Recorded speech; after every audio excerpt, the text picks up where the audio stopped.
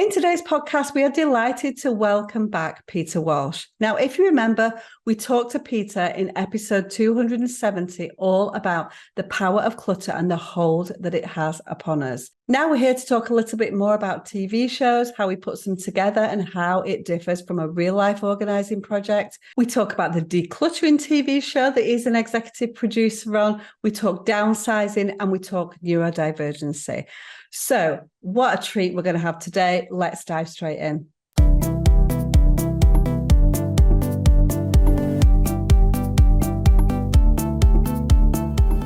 You're listening to the Declutter Hub podcast, bringing you tried and tested, no-nonsense tips and advice from the leading experts in decluttering and organising your home.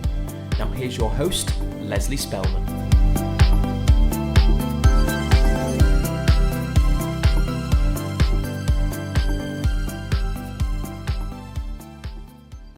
Hello and welcome, listeners. I'm Leslie. We're delighted you're here to join us as part of your decluttering journey. So whether you're brand new today or have been listening in for ages, we want to say thank you so much for being here.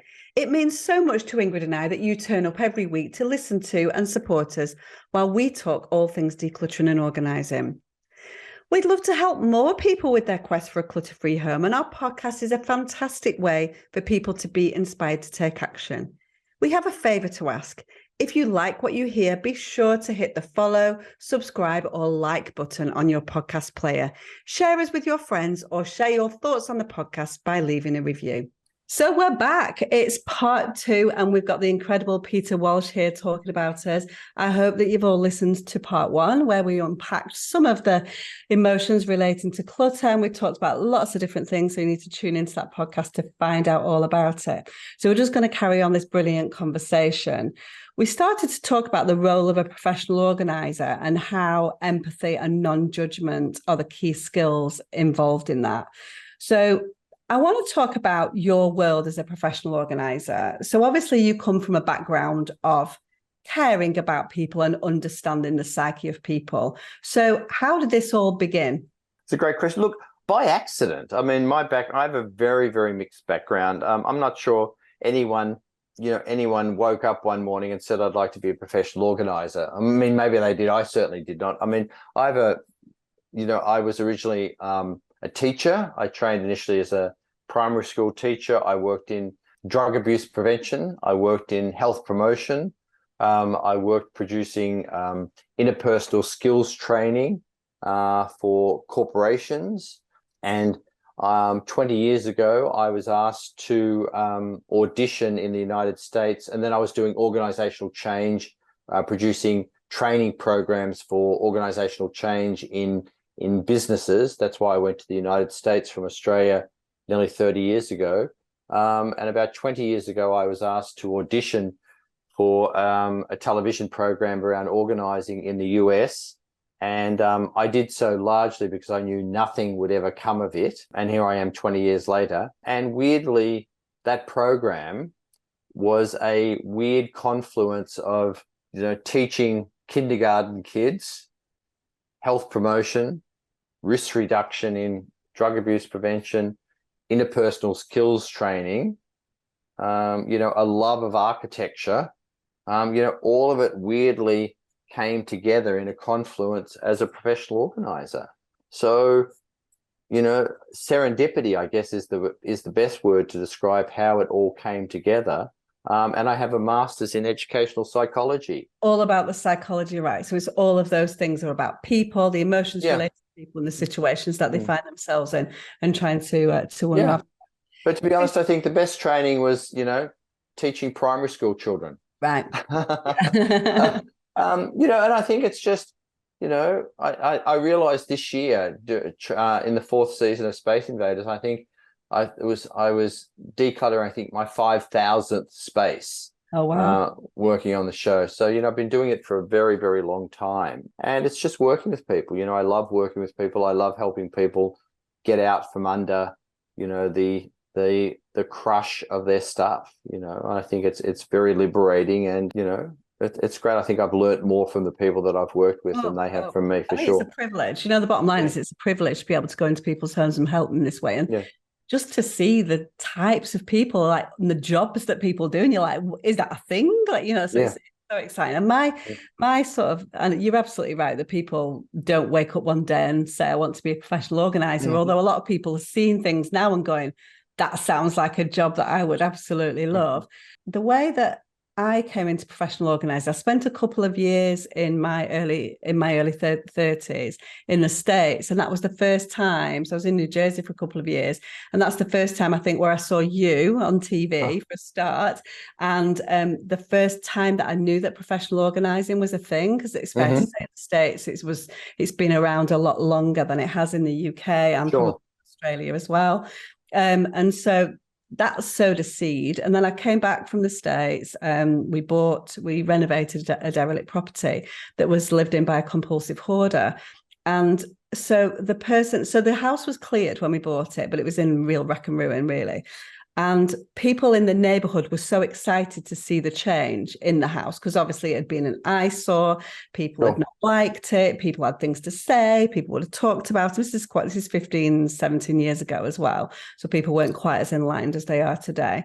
And people used to stop me and go, and just the judgment involved in the way that they were speaking about somebody who had such a severe mental health issue bothered me. And so that's when I thought, I really want to do something in that field. And whilst I don't exclusively work with people with hoarding behaviors, that sowed the seed of decluttering in an emotional sense, and really digging into the emotions. So I think I got the emotional side of things right from the get-go, really, because of I probably wouldn't have if I'd not listened to all of those people. And it was relentless. I was like, that's so mean, because he's obviously struggling, right? Well, I think hoarding is the best example of people seeing only the stuff. Yeah.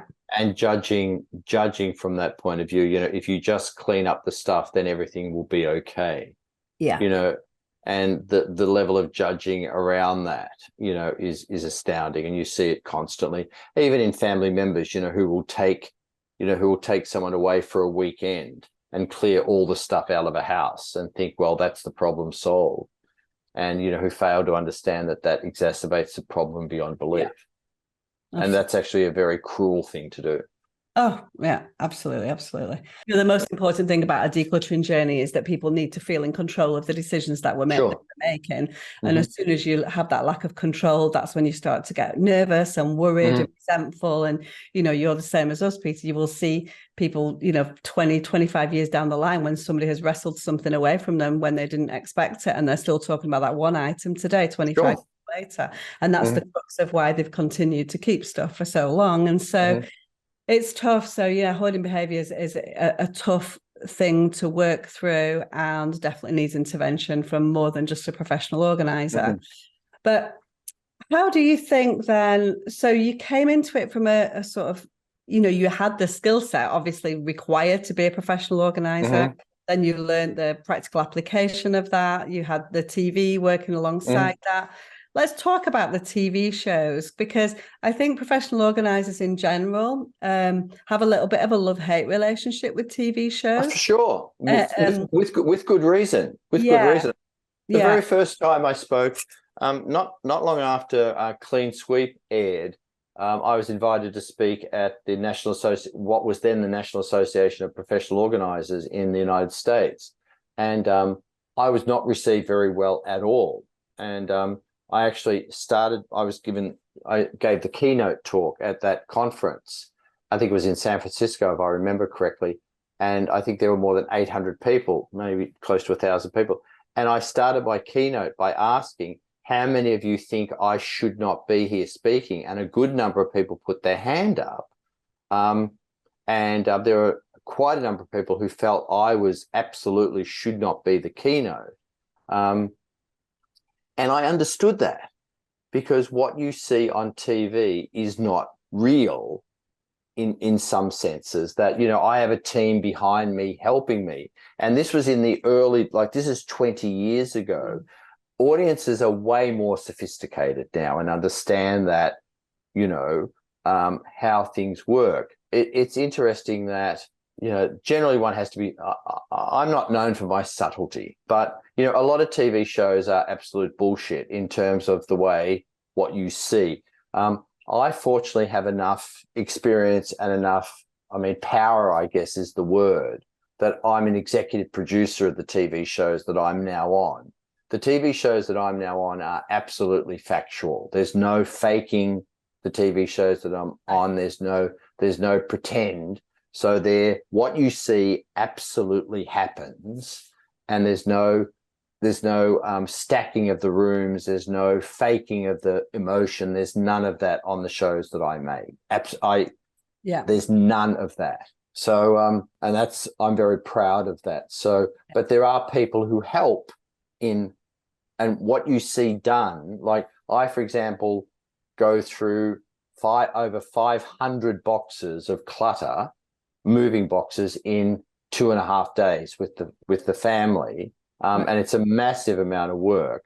But that can't be done normally with a client. What's done on TV is done for TV. So it's a very different style. And I think TV shows serve a purpose in that they present what can be done.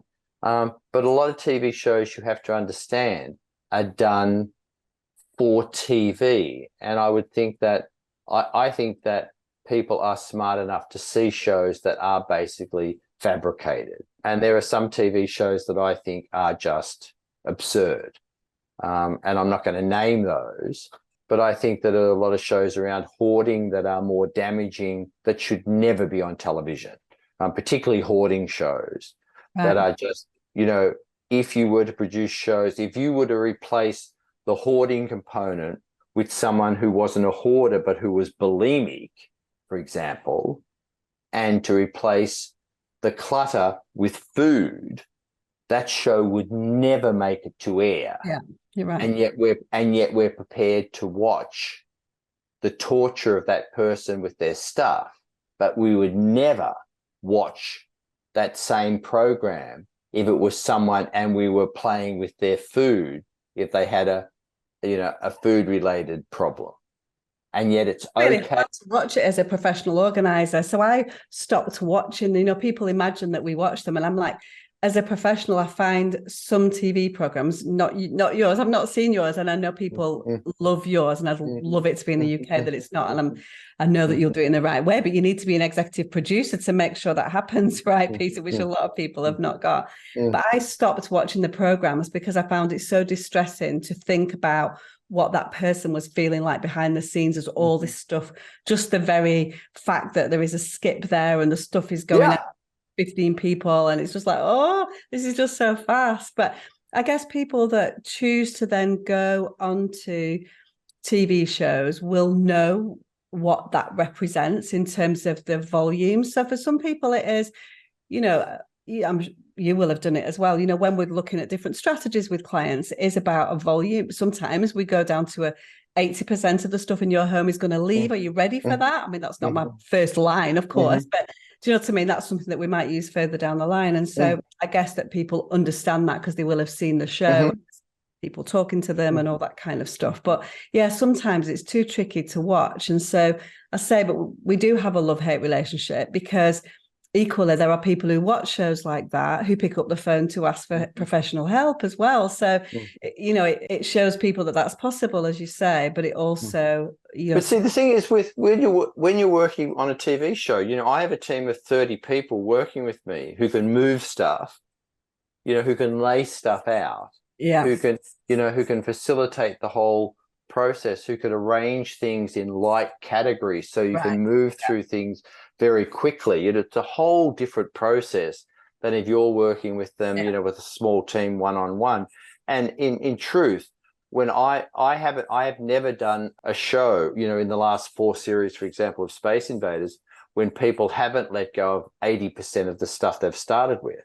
That's the benchmark I usually aim for, and we've pretty much always reached that benchmark. Right.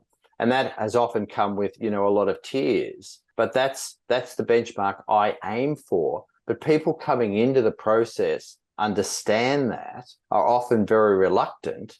But again, it's a process that I've honed down, over 20 years. And, that's what people expect. And that's another skill, to be able to do that in that kind of TV format is another skill, right? Which is different than normal professional organising. And professional organisers can see what that represents and how that's a good thing as well. But if I were working with an individual client, I would never expect to do that over a 3-day period. No.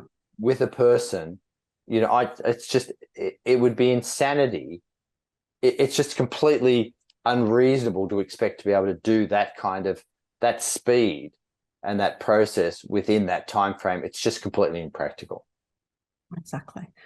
Yes. So we're going to go to another break. We're going to pop back in a minute and we're going to finish off this conversation with Peter. So we talked a little bit about what's changed in the last 20 years and your growth through the industry. One of the things that I've sort of noted, I've been in the business 13 years, and I think one of the things that I've really noticed is that the awareness around neurodivergency and how that affects decluttering and organising in particular. Do you think that's a good thing, that people are aware that neurodivergent conditions like ADHD, chronic disorganisation, things like that, is that the first step? Do you think that's helpful to people? Have you seen a growth in that? I've definitely, when I started out, even if I thought somebody may have ADHD, I would never have broached that subject. Whereas now, 13 years later, I might, if I felt like it was the right thing, say, have you ever thought about talking to somebody about whether you're neurodivergent, for example, and that might be hindering your organising efforts? That's definitely something that's changed for me in 13 years. And I'm sure you've seen more change in your 20. Look, I think it's important to understand that, well, there are a couple of things here. Let me answer it in 2 ways. I love it. Yeah, always thinking. Well, the first one is that I think a lot of people will throw in the neurodivergent thing as a distraction. That people will say, I'm ADHD or I'm, neurodivergent. And it's kind of like, well, hang on for a second, says who, and it's like this self-diagnosis that is an excuse for inaction or an excuse for delay or an excuse for procrastination. Like, people will self-diagnose based on God knows what. And, I'm not as ready to accept, I'm very reluctant to accept a self-diagnosis based on a Google search and a quiz that they've done online that enables them to sidestep personal responsibility. No, you're not ADHD. You're just friggin' not prepared to do the work. So I'm sorry, but no, that's not the way diagnosis of neurodivergency works. That's not the way it works. Right.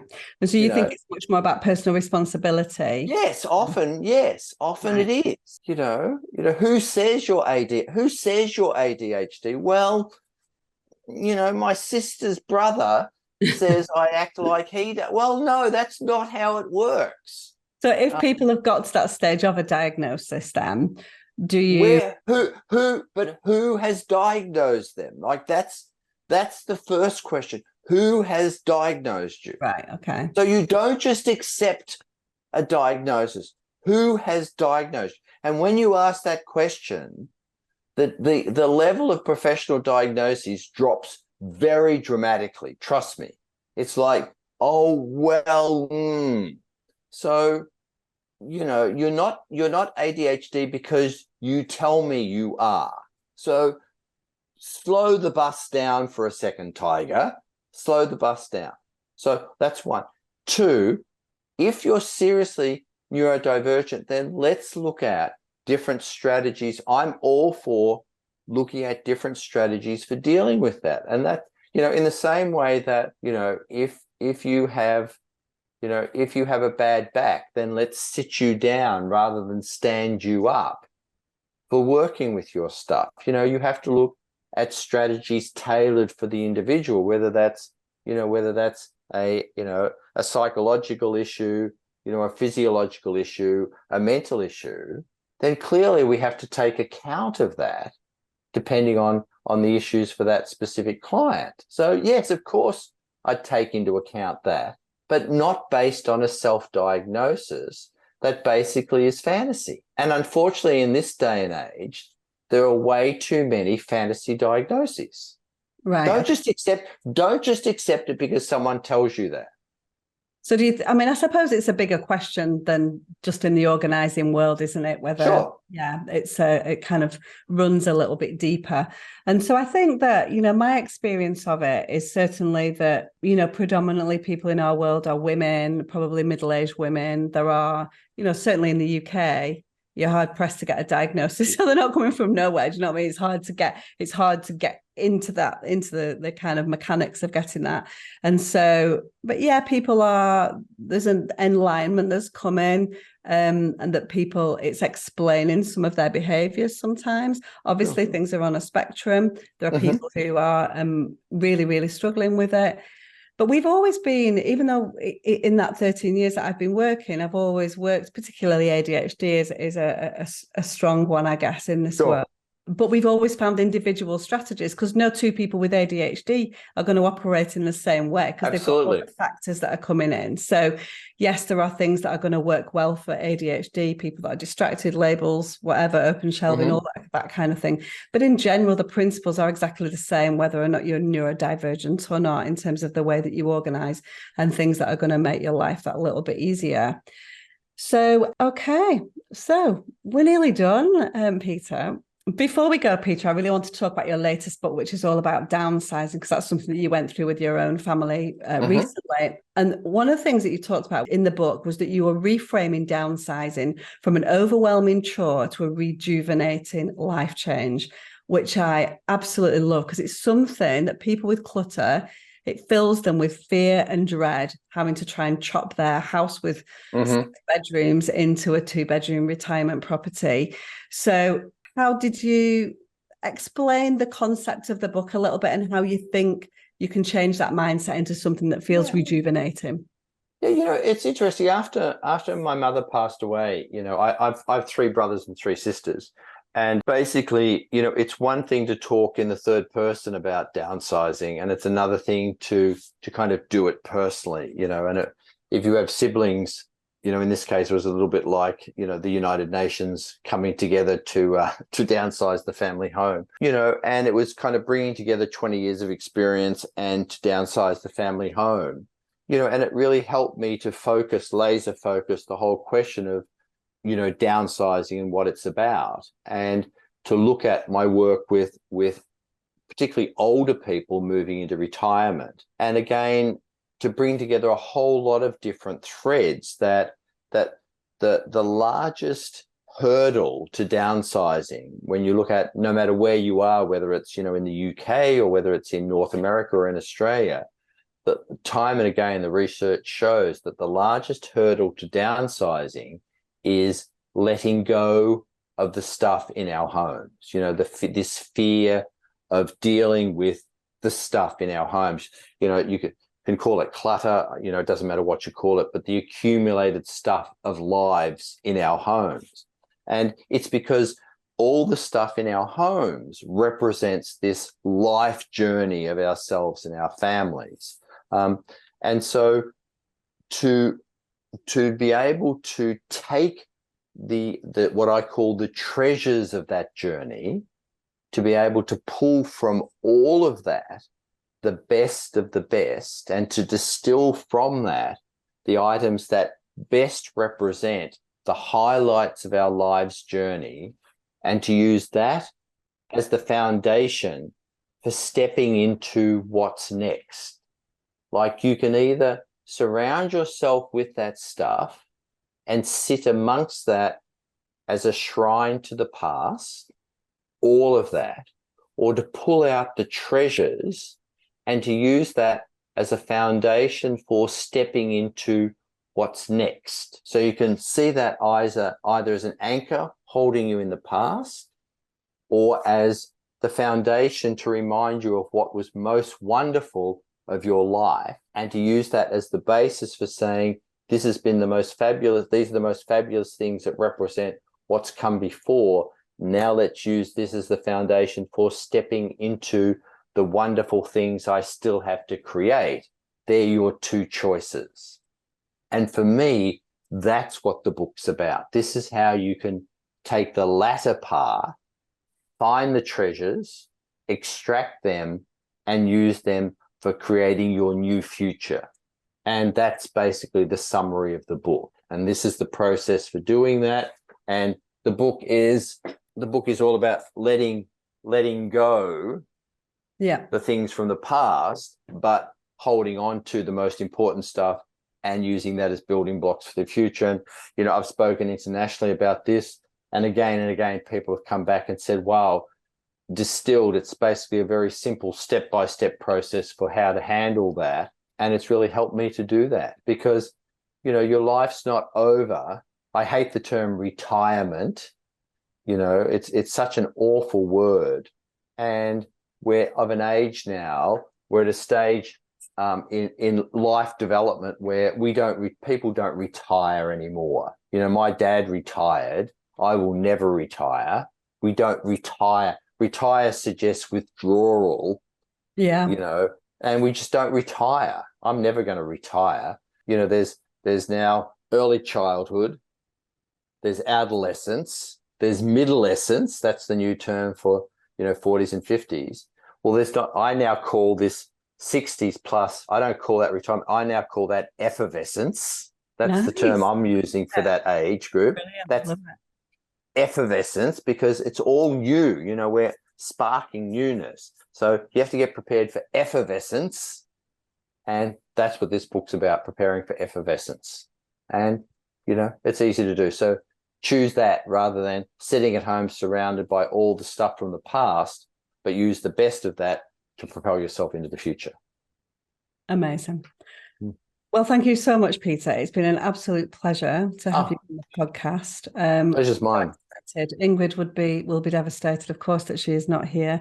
She's her regard.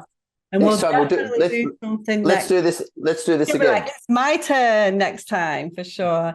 So thank you so much. Tell everybody where they can find out a little bit more about you. You've spoken about your book. Just my website, Peter Walsh Design, peterwalshdesign.com, or my Facebook page. Everything's there. Just please, you know, jump on board, join my Facebook page. I regularly post there. And if you're in Australia or New Zealand or French-speaking Canada, Space Invaders or Menage a Trois, horrendous title, but nice.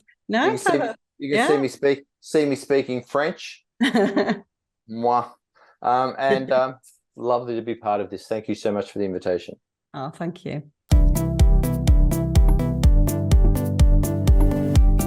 Thanks so much for listening to the Declutter Hub podcast.